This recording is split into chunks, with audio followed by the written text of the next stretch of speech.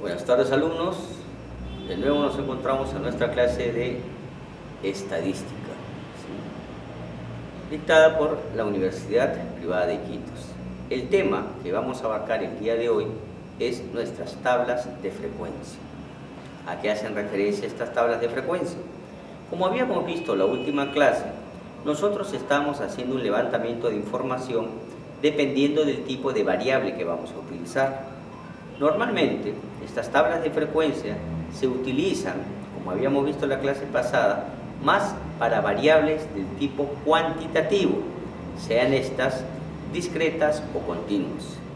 El ejemplo que vamos a desarrollar el día de hoy hace referencia a los ingresos de miles de dólares de empresas navieras en el Callao.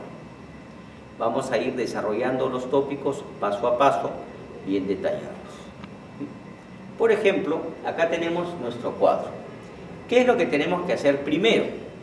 Tenemos que tomar nuestros datos y ordenarlos. Una vez que lo tenemos ordenado, vamos a proceder a desarrollar los tópicos que a continuación vamos a ver.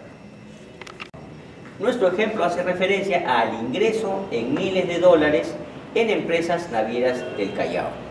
Como habíamos explicado, teníamos que tomar nuestros datos y ordenarlos, preferentemente de menor a mayor. Como vemos acá, lo hemos ordenado en filas de 10.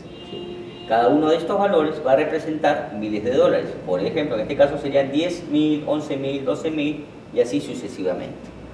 Una vez que tenemos nuestro cuadro ordenado, vamos a ir extrayendo los datos que nos van a servir para la elaboración de nuestra tabla de frecuencia. Vamos a asignar a n como el número de datos, que en nuestro caso serían 50 datos. Paso seguido, vamos a ver el rango. Y el rango vendría a ser el recorrido que hacemos del dato mayor al menor. Y se extrae mediante una sustracción entre el dato mayor y el dato menor. En nuestro caso, como estamos viendo acá, nuestro dato mayor es 64 y el menor es 10. Por lo tanto, nuestro rango habla de 54. Paso seguido, vamos a extraer los intervalos. ¿Qué son los intervalos? Son las porciones de datos que vamos a considerar dentro de los parámetros, ¿sí? Para ello, vamos a utilizar la fórmula de Sturges, que hace referencia a la siguiente manera. Los intervalos, los cuales vamos a denotar con la variable m, está dado por ¿quién? Por 1 más 3.3222 por logaritmo de n. Pero n habíamos visto que era el número de datos. Por lo tanto, esto haría referencia a que a 1 más, primero ejecutamos la multiplicación, primero saco el logaritmo de n y lo multiplico por 3.322. Esto me da como resultado 6.6443. Aquí hay que hacer una acotación. No necesariamente vamos a tener que esperar que sea más que el punto 5 para saltar al inmediato superior. Recordemos que estos intervalos son rangos de datos, por lo tanto no podemos considerar decimales. Si este número ha saltado a un decimal, debemos considerar el valor inmediato superior. En este caso sería 7. Si el caso hubiera sido 6.22, de igual manera tendríamos que saltar al inmediato superior, ¿sí? En este caso 7. Entonces ya tenemos dos datos: el número de datos, el rango y el número de intervalos. Paso seguido, vamos a obtener la amplitud. ¿Y qué cosa es la amplitud? La amplitud va a ser, ¿sí?, la cantidad de datos o el espacio de datos que existe dentro de cada intervalo. Lo obtengo haciendo una división entre el rango y los intervalos, pero tomando el valor original. En este caso sería 6.6443.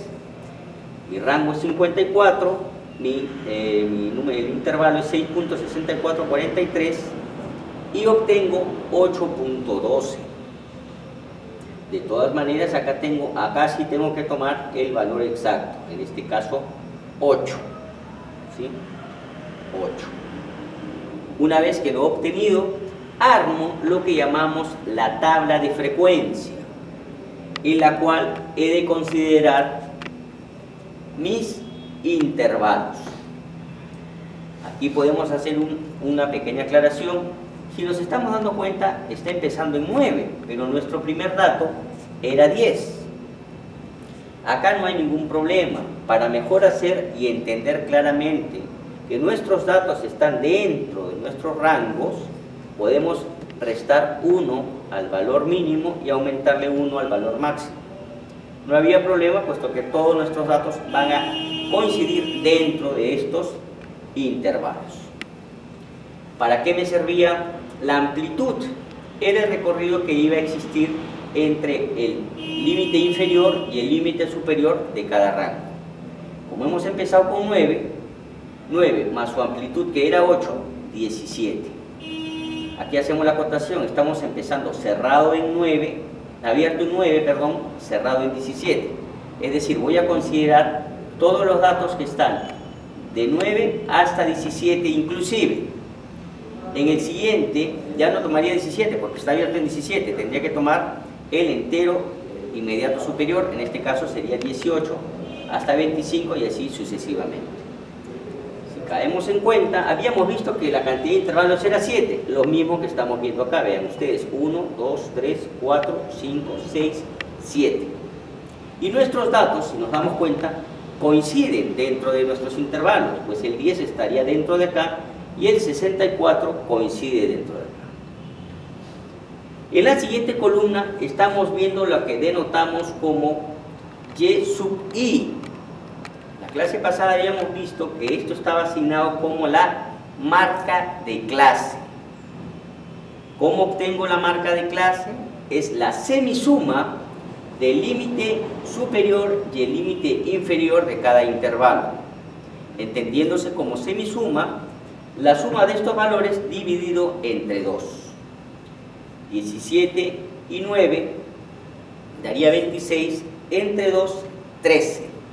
Y como habíamos visto que nuestra amplitud era de 8, pues simplemente íbamos sumando, ¿no? 13 y 8, 21 y así sucesivamente.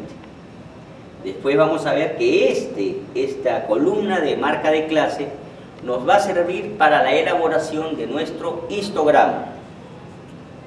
FI, retomando, frecuencia o frecuencia absoluta, es decir, los datos que coinciden dentro de cada intervalo.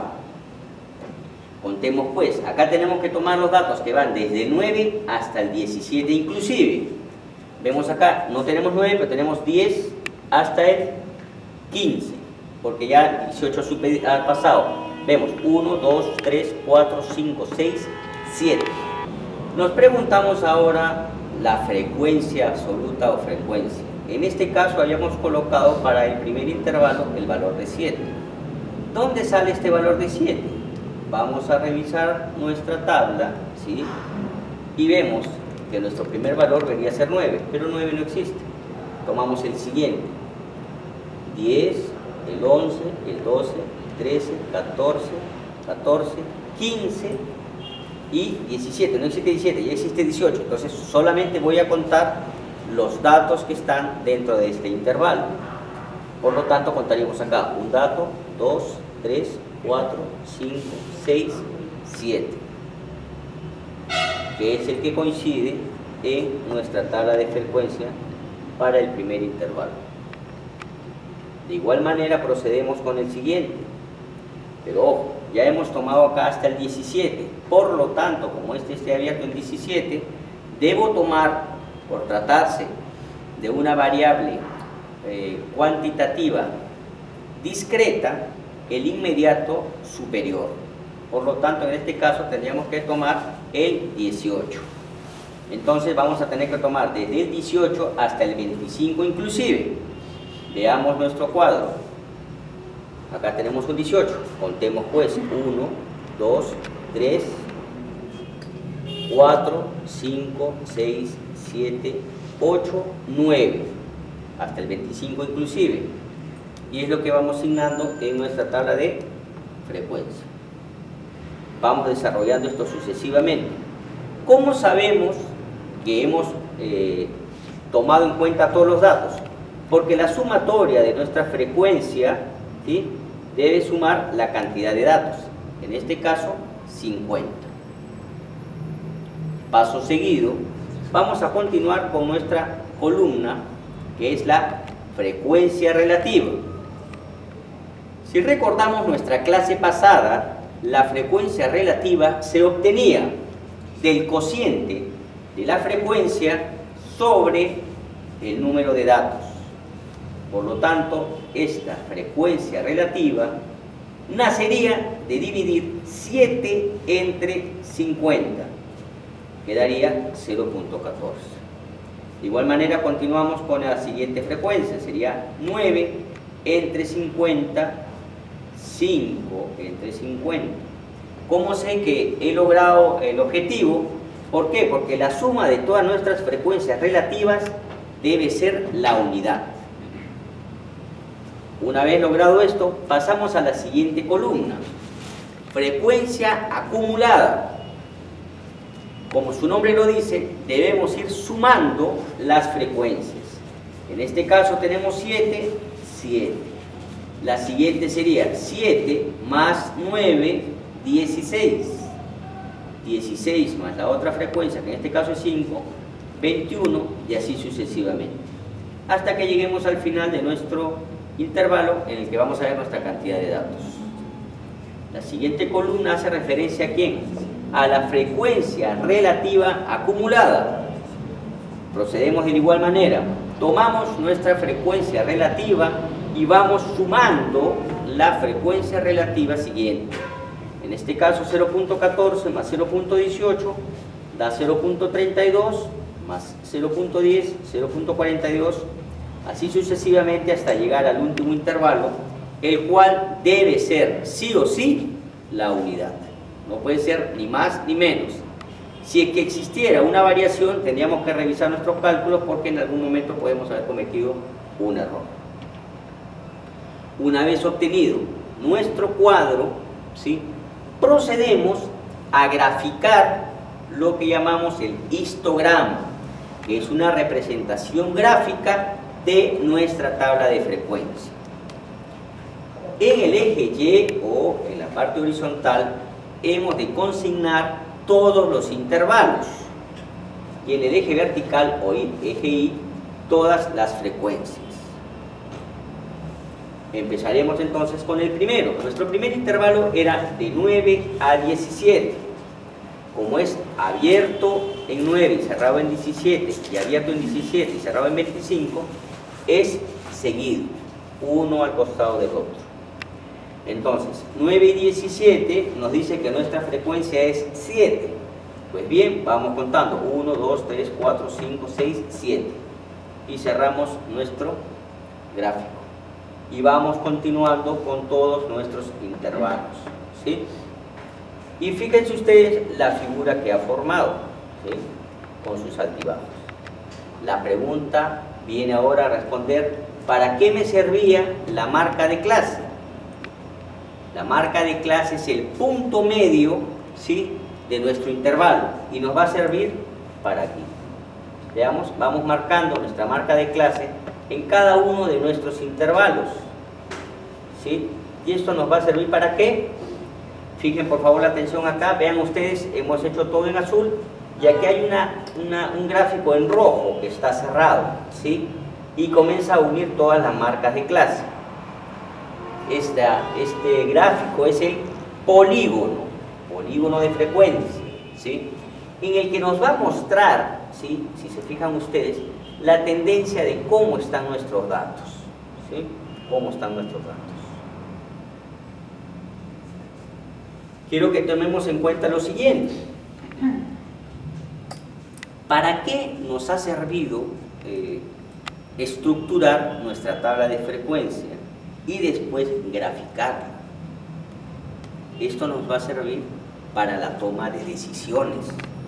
Porque habíamos visto que la estadística era la recolección de datos transformados y ordenados para obtener información. La pregunta será entonces, ¿y de estos datos dónde sale la información? Aquí hemos marcado ciertas frecuencias para extraer la información de los datos recopilados. Por ejemplo, en el primer caso estamos marcando la frecuencia absoluta, pero con el subíndice 2, ¿sí? Este sería F sub 1, F sub 2, que lo vemos acá. ¿Y qué nos dice este intervalo? Nos está diciendo que 9 empresas tienen un ingreso que va desde los 17.000 hacia los 25.000.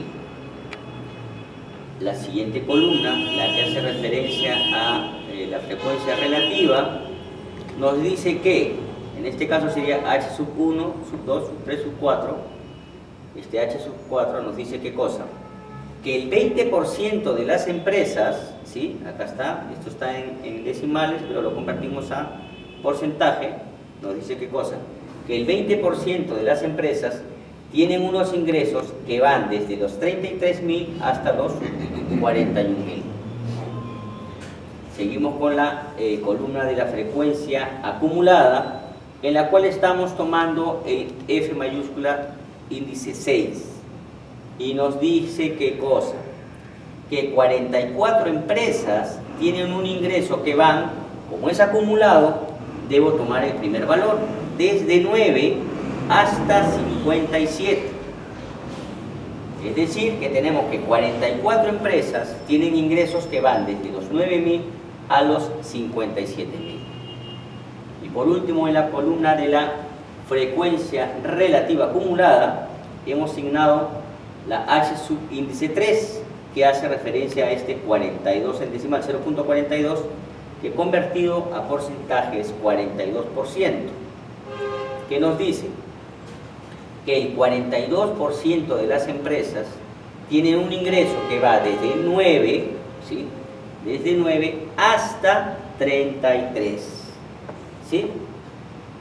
Por eso les decía que estas tablas, que son la recopilación de los datos levantados, sean por encuestas o por documentos históricos, nos van a permitir la extracción de la información. ¿Y para qué nos sirve la extracción de la información?